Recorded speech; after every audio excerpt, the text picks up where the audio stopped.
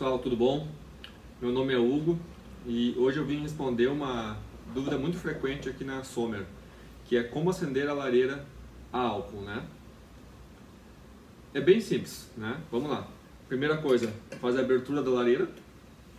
O álcool tem que ser o álcool 92.8, né?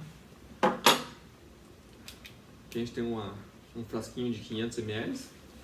Despeja na lareira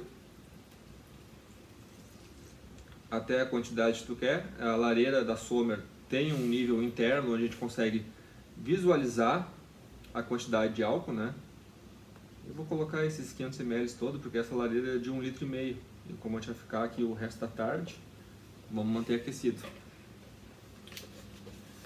Após preencher com álcool, né? Deixa a garrafinha um pouco longe e eu vou ensinar a acender com o isqueiro e com a própria haste que vem junto com a lareira, né? Um isqueiro convencional, comum, e a haste que vem junto.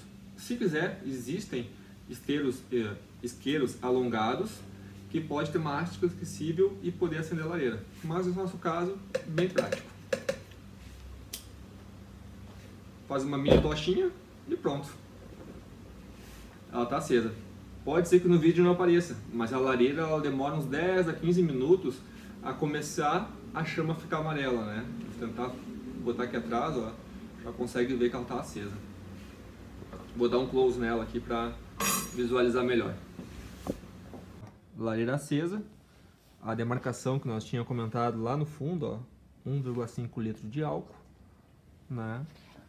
E esse aqui é um queimador de 1,5 litro e é uma base em madeira rústica feita à mão. O toque dela é muito bacana mesmo.